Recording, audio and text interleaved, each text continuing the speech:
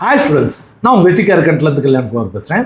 இந்த வீடியோவில் நம்ம என்ன பார்க்க போகிறோம்னா, டிஎன்ஏ கவுன்சிலிங்கை பொறுத்த வரைக்கும் என்னென்ன கல்லூரிகள் கலந்து கொள்ளுது அப்படின்றத முழுமையான டீட்டெயிலோட இந்த வீடியோவில் பார்க்க போகிறோம்.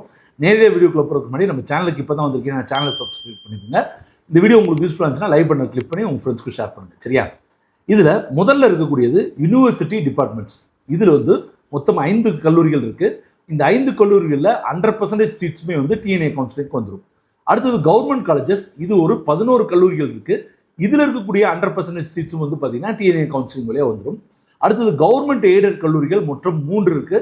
இதில் பொறுத்த வரைக்கும் 65% சீட்ஸ் டிஎன்ஏ கவுன்சிலிங் வந்துடும். மீதி சீட்ஸ் மேனேஜ்மெண்ட் கோட்டாக்கில் ஃபில்அப் பண்ணுவாங்க.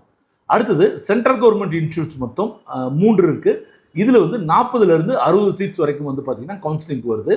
அடுத்தது கான்ஸ்டிடியூஷனல் காலேஜ் அப்படின்றது அண்ணா யூனிவர்சிட்டி ரீஜனல் காலேஜ் ப்ளஸ் அண்ணா யூனிவர்சிட்டியால் நடத்தப்படக்கூடிய யூனிவர்சிட்டி கான்ஸ்டிடியூஷனல் காலேஜ் மொத்தம் 16 இருக்குது.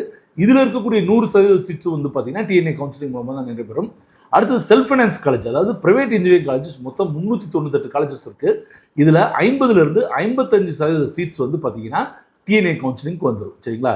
ஸோ இதில் இப்போ நான் சொன்ன சீட்ஸ் எல்லாத்துக்குமே சேர்த்து நீங்கள் டிஎன்ஏ கவுன்சிலிங்க்கு ஒரு சிங்கிள் விண்டோ அப்ளிகேஷன் மூலமாக நீங்கள் இந்த கல்லூரிகளில் சேர முடியும். ஸோ இதை பற்றின மேலும் தகவல்கள் நம்ம சேனலில் தொடர்ந்து வந்துகிட்டே இருக்கும். கண்டிப்பாக நம்ம சேனலோட இணைந்திருங்கள். அடுத்தடுத்த வீடியோ வச்சு சந்திப்போம். நன்றி, வணக்கம், பாய்.